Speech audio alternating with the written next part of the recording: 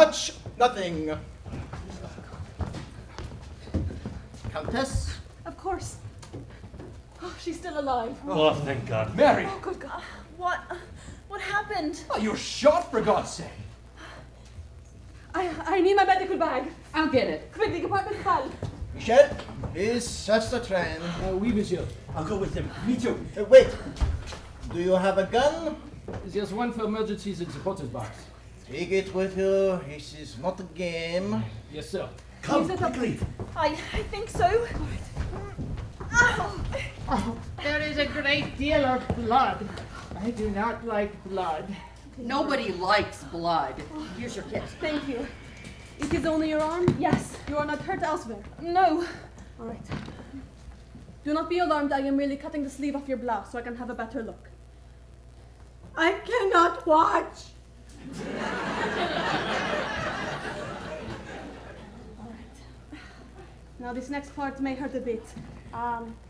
This is, what do you call it in English? Iodine. Iodine. Ow! Be careful, will you? I'm all right, Colonel. You are remarkably fortunate, Miss Debenham. 2 inches to the left and it would have been fatal. Well, thank God for small blessings. Countess, may I ask Miss Debenham a question? You are well enough? I think so. It is very simple, mademoiselle. Who shot you? I don't know. I only caught a glimpse of him. He was... What? Tell us. It makes no sense. He was in a kind of uniform. But I may have imagined it. Can you tell us what happened? I'll try. I woke up this morning feeling disoriented, as though I'd been drugged or something, and I had this splitting headache. So I looked through my suitcase for some aspirin, but I didn't have any.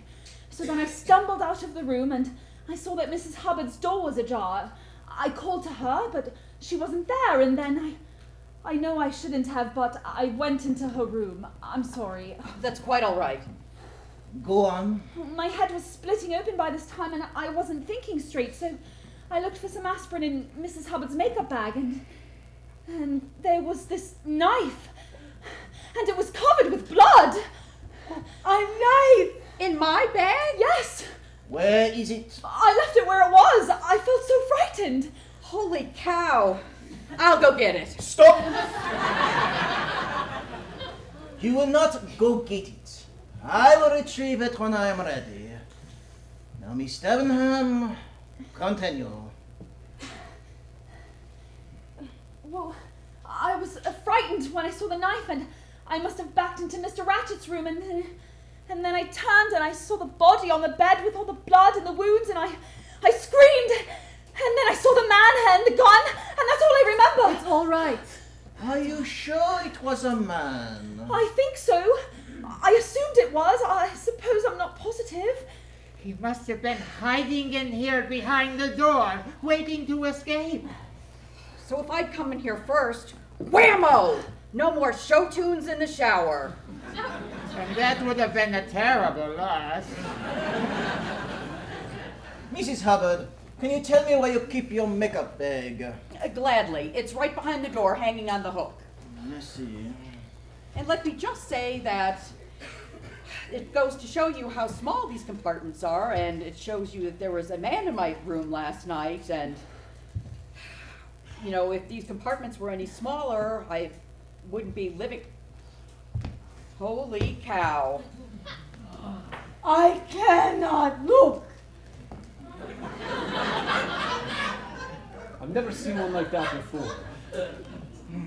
I'll be analyzing it for fingerprints. In the meantime, you all please leave and don't touch anything as you go. When I have finished in here, I'll be in the dining car, and I'd like to see Miss Debenham. Now, see here. If she is able. Then Mrs. Hubbard, and then Miss Olsen, and the princess again. Me? Countess, would you be so kind as to escort Miss Debenham to her room, please? Of course. You are strong enough? I'm much better, thank you.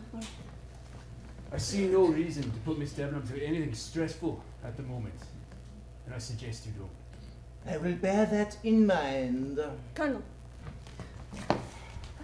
I hope you solve all this quickly, monsieur. I am not afraid of dying, but I would rather not speed up the process. I, for one, intend to sue this company on the grounds of sheer anxiety. Eh bien, madame, you are not the only one who is anxious at the moment.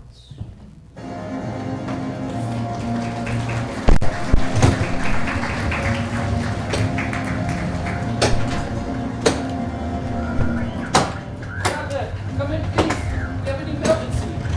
We cannot get to Belgrade, and we are 20 miles from the nearest town. We need assistance. Zagreb, come in.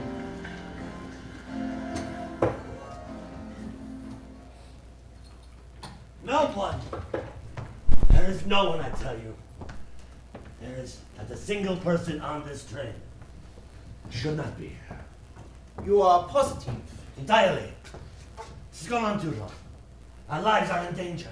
It is like a magic trick. Unbelievable. I told Michel to keep looking. He may find something. I do not expect so. Then, where is this man? Dressed as a conductor. I have no idea. That is the problem. Every time I find a piece of the puzzle, there is a suspect who has an alibi. Colonel Arbuthnot? He could have a grudge against Cassetti from a business dealing. But then McQueen gives him an alibi from 12 to 2. They are chatting on the observation deck. Aha! I say, what about Miss Olsen? She is strange. There's something not quite right about her. But she swears that she and Miss Debenham were up all night chattering in the room they are sharing. And so it goes with Mrs. Hubbard and the princess, and now Miss Debenham is shot and I am out of suspects. Now, Poirot, I brought Miss Debenham, as you requested. Now what do you want with her? I merely wish to ask her some questions. Colonel, you may go. I beg your pardon. You are not needed for this. Well, I am sorry to hear it, but I'm staying. And I am sorry also, because you are not. Now listen here, you little Frenchman. he is a Belgian. I don't care if he's the man in the moon. I'm not leaving her. It's all right, James. Honestly, I'm sure it won't take long. She is correct. I needed her 10 minutes. Well, I don't like it, you understand? And you can put that in your meerschaum pipe and smoke it. That is Sherlock Holmes. Go to hell. Bon, please sit down, Miss Debenham. There is much pain. Well, it's rather sore, that's all. Oh, you are very brave. Let us all be grateful. It is not worse. Thank the Lord. Now, Miss Debenham, in the hotel yesterday, I heard you speaking with the colonel, and you said you were terrified you would miss the train. Can you tell me why it was so important to you? It wasn't that at all. I didn't want to be late. But you said you wanted to get it over with. Get it all behind you. Get what behind you? You seemed quite agitated. I'm afraid you're reading into it. I'm tremendously punctual, that's all. Uh-huh. Pardon. It is my profession. Sometimes I'm too imaginative. And you and the colonel are very close, I take it. We only met a few days ago, and I suppose we'd rather hit it off. And as for the murder, I assume you know that the dead man was Bruno Cassetti. I heard. And what do you know of the kidnapping? Not much, I'm afraid. I've never been to the States. Uh-huh. I see. And what is it that brought you to Istanbul? I lived with a family for about a year. I'm a governess. And can you tell me your whereabouts last night between midnight and 2 o'clock? I was in my room with Miss Olsen. We chatted until quite late. You see, she talks quite a bit, especially when she's anxious, and I may have dozed off for a few minutes. I see. May I go? You may. Oh, wait! There is one last thing. Would you sign your name, please? All right. It's a good thing I'm left-handed. I'd have trouble signing with my right at the moment. I see. Please, get some rest. And if there's anything else I can do to help, please, let me know. Thank you so much. Goodbye. Goodbye. Oh, thank God. Could you imagine if she had died? Oh, thank goodness. She's such a lovely young woman. Oh, she is more than lovely. She is a complete liar. Miss Debonair? She claims that she is not well acquainted with the Colonel, yet they are clearly on team. To him, she said she wanted to put something behind her, and now she pretends that these words mean nothing. But she was shot. In the arm? It could have killed her. I wonder. About what? Oh la la, you do not suspect her in Giuseppe's murder. It is not impossible. But it is impossible. She is cool. She's methodical. She would not stab a man to death. She would sue him in court. You are wrong if you think this crime is sudden and passionate. This is a long-headed crime, mon ami. I would stake my career on it. Look at this.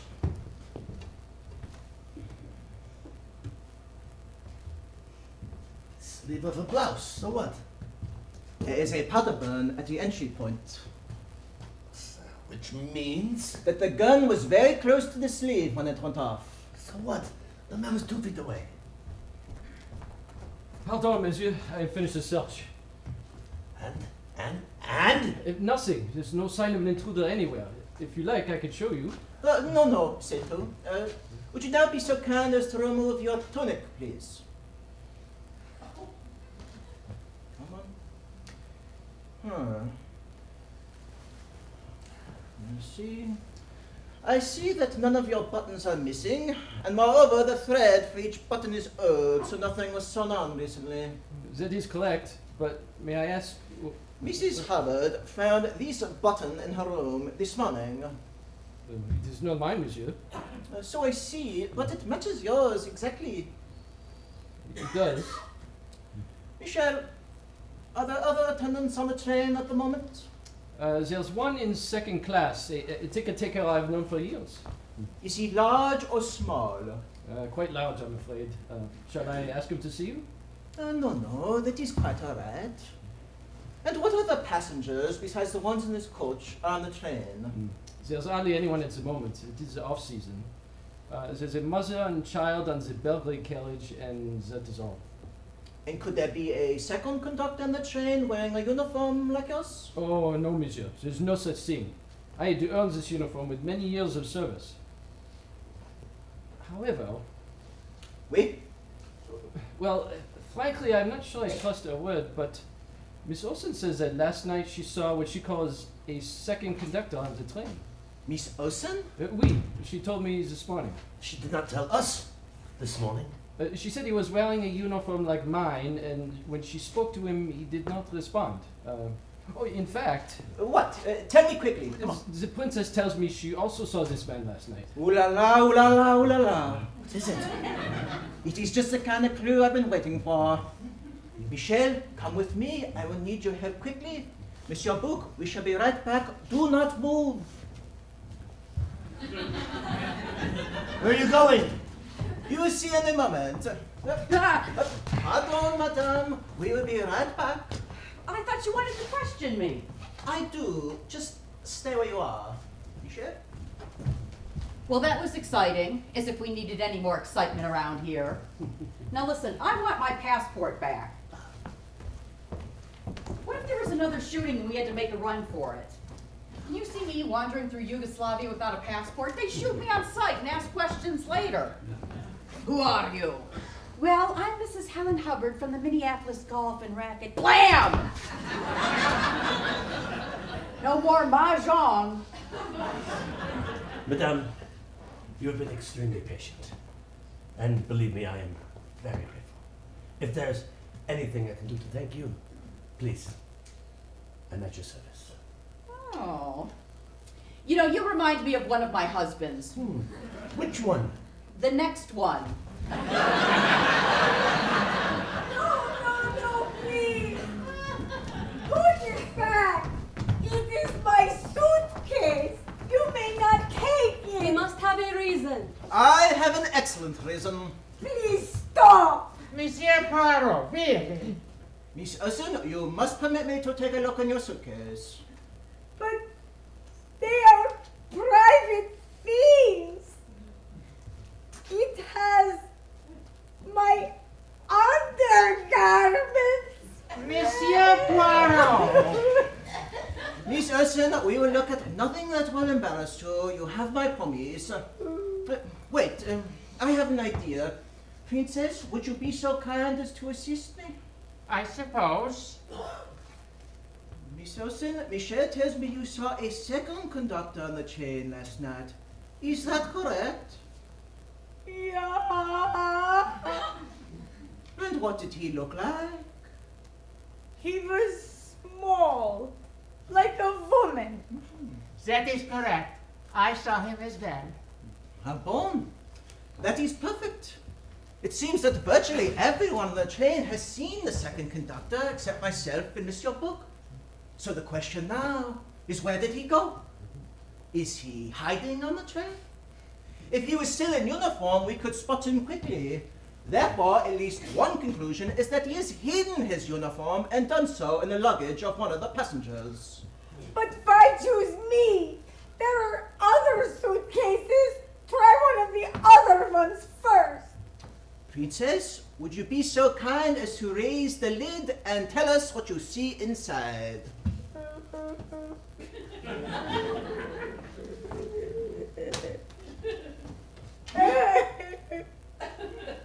It is the uniform. I have not seen it. I would hurt no one ever. I would not do such a thing. I am not a murderer. Oh, no. I am not accusing you. You did nothing wrong. I did nothing wrong. Monsieur Book, does the jacket have all of its buttons in place? No, there's one missing. There you go. Are we surprised at this? Wait, something else. The passkey to the door of the train. Oh, that would explain how he got into my room. No, mademoiselle. Just tell me, when was the last time you looked in your suitcase? It was yesterday, right after we boarded. So someone could have hidden it this morning after you left the room. I have no idea. I have never seen it before. Monsieur Poirot, I must insist that you stop bullying poor Miss Olsen in this manner. She is simply not up to it like the rest of us. You are right. Forgive me. Now, would you be so kind as to help Miss Olsen back to her room and take Mrs. Hubbard with you? I need to speak with the Countess alone for a moment, if you do not mind. Well, of course we mind. Every time things get juicy, you throw us out again. Will you stop this gossip mongering? Me? Your mouth is open so much I can count your teeth. What a pleasure to learn you know how to count. Bird brain. Well, if I'm a bird brain, you're a communist. I am not a communist. I am in exile. From your husband, I'll bet, who couldn't wait to get rid of you. And who's the one with all the divorces? My husbands were unfaithful. And this surprises you? Oh! Ladies! You're all a bit worked up at the moment. Please, this way. Oh, thank you.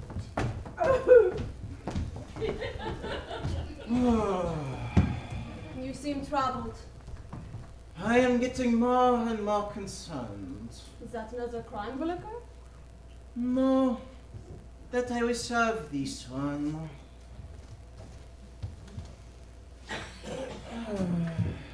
Countess, what is your maiden name? Goldenberg, as you see in the passport. Oui. But now you use Andreni. My husband's name. Of course. The Countess Andreni. And I believe your first name is Elena. That is correct. I am a suspect. I merely ask questions. That is my job. I thought we were friends. It is my greatest wish. But please, indulge me. This morning I examined your passport and I saw a grease spot at the beginning of your name, Elena. The spot occurs before the first letter and it could easily hide another letter, such as H. Now, if you add an H at the beginning of the name, it becomes Helena, which is used by Shakespeare in Midsummer Night's Dream. That is true. The kind of name an actress might choose for her daughter. I suppose. An actress such as Linda Arden, the grandmother of little Daisy Armstrong. If you say so. And the name Linda Arden is itself a stage name, surely. The word Arden was the maiden name of Shakespeare's mother, and also the name of the forest in his play entitled... As you like it. You know your Shakespeare well, Fawn Hungarian. I have studied Shakespeare since I was a child. Yes, I know. I believe your mother, Linda Arden, taught it to you. That is... And that would make you the aunt of Daisy Armstrong. The aunt went to graduate school and got a degree in medicine and then moved to Europe and got married. I do not know this woman, but I would imagine she still suffers from the loss of her niece and her sister. My dear, there is no use denying it. When the train gets underway again and we reach the next city, a simple telegram will get me a photograph of Daisy's aunt, and it will all be over. But I didn't kill him! I should have, but I didn't. I didn't even know who he was until you discovered it. But when you did, I realized that if you knew I was Daisy's aunt, you would think I had killed him. Because he was a blackmailer, and a swine, and the killer of a darling, sweet, innocent child who deserved to live. Madame, really? It's the truth. I swear to God. But I'll tell you this. If I had known who he was, that he was Bruno Cassetti, the man who stole two of the people I loved most in this world, I would have shoved the dagger through his chest myself, and believe me, no other wounds would have been necessary.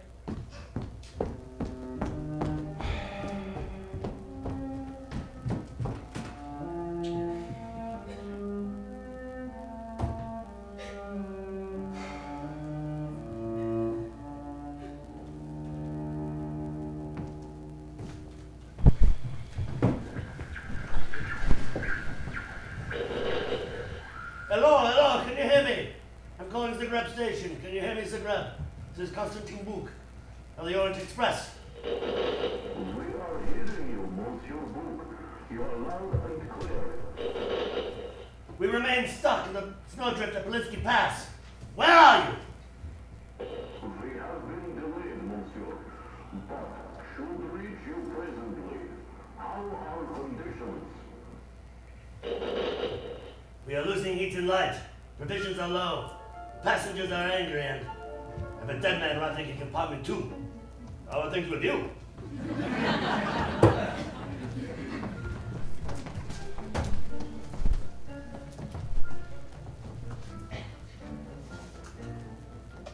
Well, I'd like to know what the hell's going on. He wrote me a note and said to meet him here. You wrote one to me as well. I find all this ridiculous. So where's that little Frenchman hiding? Is he being mysterious again? He sent me a note to join him here. I received one also. Well, he's obviously up to something. That little weasel. Pardon, I have kept you waiting and I apologize. I had to get, how you say, my ducks in a row.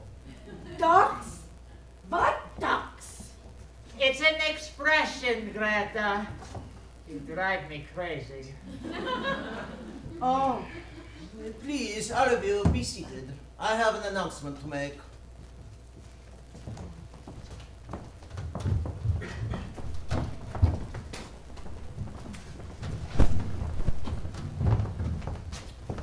Ladies and gentlemen, I have called you together in order to reveal to you the killer of Monsieur Samuel Ratchet, also known as Bruno Cassetti.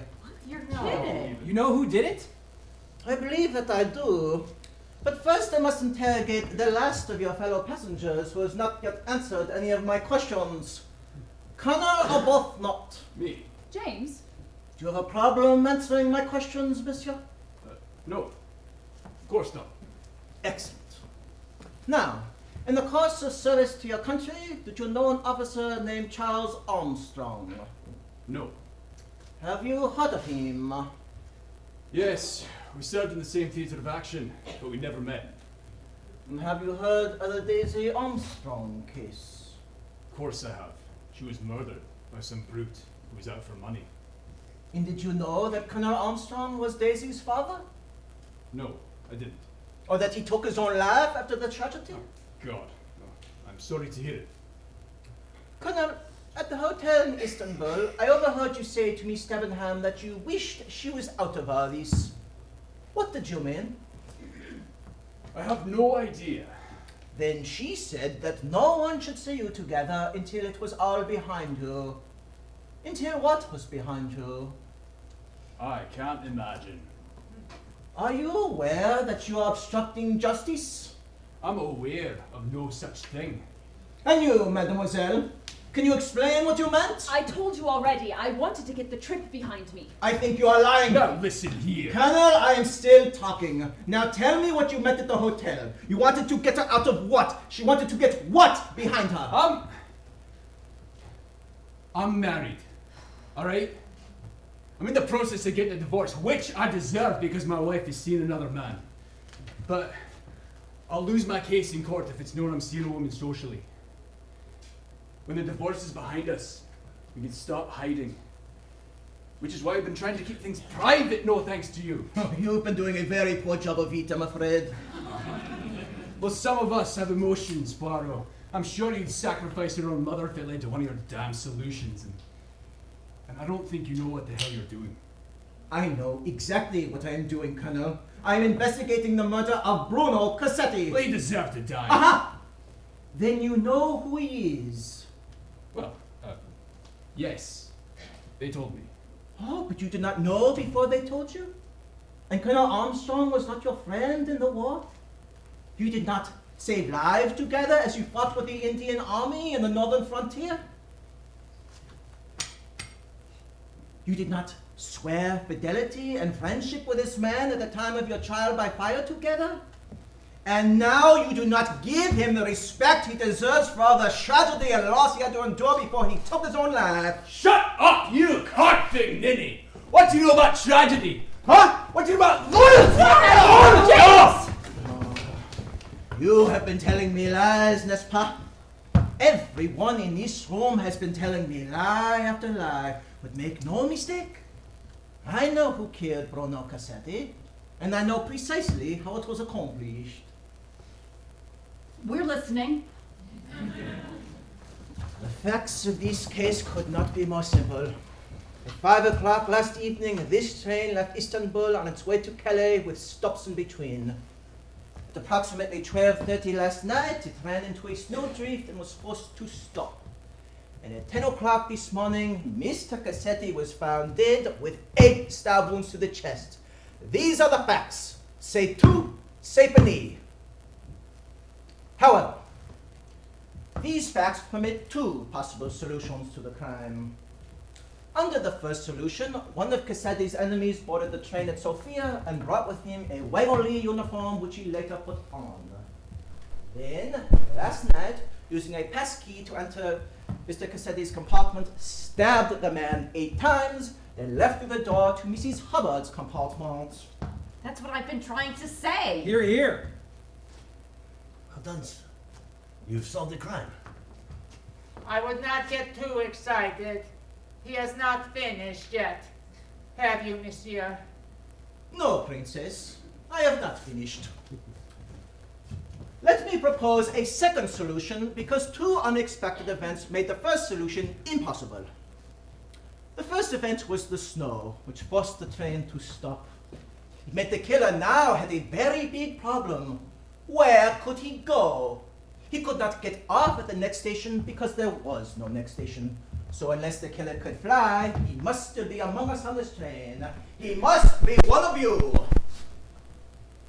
You said there were 2 unexpected events. We just can't wait to hear the other one. The second event was the discovery of the fragment of a letter that said, "Remember little Daisy Armstrong." And from this fragment we know that the killer was not some random enemy of Bruno Cassetti, but someone who came to avenge the death of a 5-year-old child. Am I being fair about this, Miss Debenham? What do you think? I suppose so. Excellent. Now, with these facts in mind, the second solution took root. And little by little, it has blossomed in all of its terrible ruthlessness. The first clue leading to the solution appeared within an hour of my arrival at Istanbul, when I learned that there was not a single ticket left on the first-class coach of the Orient Express. It is never full this time of year. That is ridiculous! And it was ridiculous. Why was this train so suddenly full? But thanks to Miss Your Book, I had a berth on the train, and soon, on the platform, I met an astonishing company of actors. Monsieur Poirot, I look forward to hearing of your wonderful adventures. Princess Dragomirov, how lovely to see you. I have agreed to pay her way if she will assist me as I travel to Paris. I am not married, except to God Almighty who lives in heaven. Hungarian, French, Russian, Swedish. What were all these people doing on the same train? Something was amiss. It was like looking at a painting by Pablo Picasso. Over there is an eye, on top of an ear, behind a nose. And nothing was normal. Consider the moment in the corridor last night. Help! Someone come quickly! Help! Miss Hubbard, what? What is it? There was a man in my room. He ran off. I'm sure of it. Which way did he go? That way, just the second. But madame, that is where I am coming from, and I saw no one. How is this possible? How should I know? And then came the matter itself. A businessman dies in a locked room in a torrent of almost unspeakable violence. Dear God, it is awful. Do you see his chest? It is horrible. I cannot look. And then it was time to inspect the body, and the Countess and I found not 1, not 2, but 8 stab wounds to the chest. Perhaps the man changed hands during the stabbing. Well, there were 2 assailants. One strong, one weak. After that, I was offered a feast of clues. The open window, the wine, the gun, until one clue of real importance was at last discovered. The broken watch. It is stopped at 1:15. Ha ha! At last, the time of death. But for me, the importance of the watch was not the time it told, but the place it was found. In Mr. Cassetti's pajama pocket. An unlikely place to keep a watch, don't you think? Do you sleep with your watch in your pajamas? Do you? Or you? Of course you do not. It would be uncomfortable. Which led me to conclude that the watch was deliberately placed in the man's pocket so that I would think that the time of death was 1:15. A time in which every single person on this train has an alibi. But in fact, Mr. Cassetti did not die until after 2 o'clock, when absolutely no one has an alibi. You know, I really don't think we need to be subjected to this performance in front of everyone. And you know, Sit down, Mrs. Hubbard. As for who actually killed Mr. Cassetti, the second real clue was found on the floor near the body. The handkerchief with the letter H in the fabric. And I now return it to its rightful owner, Princess Natalia Dragomirov. But my initial is N. Except that in Russian, in the Cyrillic alphabet, the letter N is written like the letter H in English. Thank you. I must have dropped it. And that leaves the most puzzling occurrence of the entire case. As some of you will recall, I was speaking with Mrs. Hubbard and the Colonel when suddenly there was a scream and a gunshot. But this was no ordinary scream and gunshot, my friends. This was a fabrication so fantastic and elaborate that for a moment, even I was confused. Oh my God, it's her! What happened? Mary! Within moments of seeing Miss Debenham on the floor, I knew it was all a sham. A performance. How could a man only 2 feet away merely graze the victim in the arm? Huh? And why would I find a powder burn on the sleeve of the blouse where the bullet entered? Because she fired the bullet herself, then dropped the gun and fell to the floor. Nonsense! I'd have to be crazy. Exactly! Crazy. That or committed totally to a course of action that meant everything to you. 4 people on this train were friends or family of little Daisy Armstrong. Do you not find this incredible? My father brought the case against that son of a bitch. Daisy's grandmother is my dearest friend. We deserve to die. I would imagine she still suffers from the loss of her niece. And if there were 4, could there be 6 or 8? Could Miss Debenham not have been young Daisy's governess at the time of the kidnapping? I lived with the family for about a year. I'm a governess. And Greta Olsen, who has been a baby nurse for years. May we not suppose she was Daisy's nurse on Long Island? I am a missionary, and I work in Africa with little babies. As for Michel, it struck me from the beginning that a scheme like this could not be accomplished without someone on the inside. Let's say a conductor who could come and go as he pleased. And then I recalled the maid Suzanne, who took her own life, was from Paris, like Michel. And I wondered if this unfortunate girl was not Michel's daughter who went to work in America.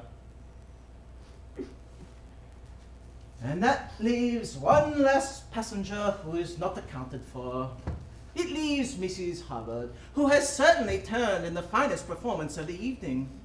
It is not hard to see she is an actress by profession. The grandmother of little Daisy Armstrong, the great Linda Arden, who has dazzled so many audiences during her distinguished career. Mrs. Hubbard, I salute you and assume you masterminded this scheme from the beginning. Is this true? I always wanted to be a director. And so, in the end, the matter was committed. There were 8 stab wounds to the body. Some strong, some weak, some left-handed, some right-handed. And there were 8 killers. You planned it together, you killed together, and in the name of justice, you played God together. For Sonia's little girl. For my daughter, you pig!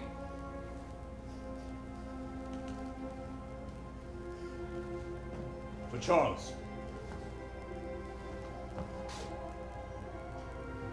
For Daisy.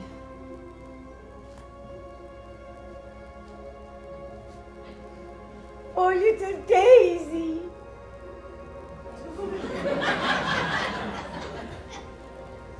For my father. For my darling Daisy.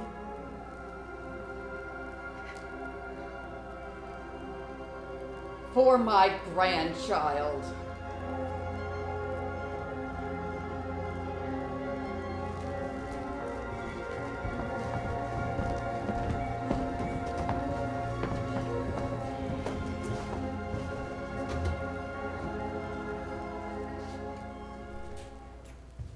And now, my friends, what am I to do, huh? Cannot be long until the Yugoslavian police arrive, at which point I must tell them the truth, n'est-ce pas? The truth, of course, about the second conductor. Anything else would be a complete injustice. Oh, on the contrary, it is the only justice. Under the law, if you commit a murder, you must pay the price. But it was Cassetti who murdered the little girl. And did that give you a right to kill him? Of course it did. He killed 5 people for some ransom money. And he'd done it before and he'd done it again. Now it's time for you to turn around, walk away, and leave us alone. No, it is not. It is not that time. I have never in my life turned my back on the law. Do you understand that, Colonel? The law must be obeyed or we become barbarians. It is 1934. Europe is changing and there will be chaos. There will be nothing left of us and we'll have to start again. I cannot support this. I cannot agree to this.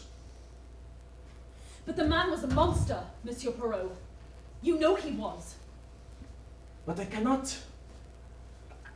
just turn my back. May a humble actress speak her piece?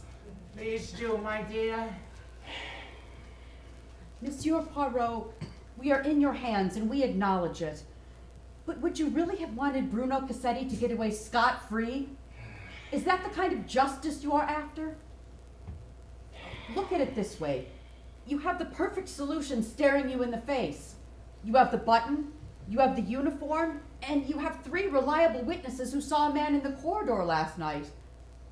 Surely you're not calling all of us liars, because if you did that, well, there would be months of trials. Lives would be damaged even more than they've already been damaged. And a great many people would be forced to relive the most terrible moment in all of their lives. More terrible than any human being should ever have to experience. Is that what you want? Examine your heart and tell us what you want. You put me to the test, madame, and I am greatly troubled. Monsieur Book, my friend, you're the director of the Wagoli. What do you have to say? In my opinion, the first solution you put forward is exactly correct. We had a murderous intruder dressed as a conductor. That is the solution you should present the police. Aurora, my friends, may you go with God, and I hope that He can give you the strength you need to get on with your lives.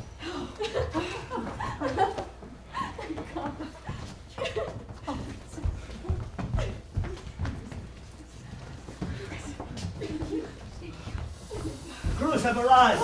They're here at last. Oh, praise the Lord. Oh, the train is moving. Thank God. Hello there. Thank you so much. James, do you see them? I told you, we'd be all right in the end. You know, Poirot, you turned out to be more than a... Poirot? Monsieur Poirot? He's gone. Gone where? Monsieur Poirot! And so the case was over at last, and the passengers went their separate ways. I have learned since that time that Greta Olsen did in fact get to Africa, for the first time as it turned out, and she did work with the children and saved many lives. The Colonel and Miss Debenham were married in a quiet ceremony in St. James Square.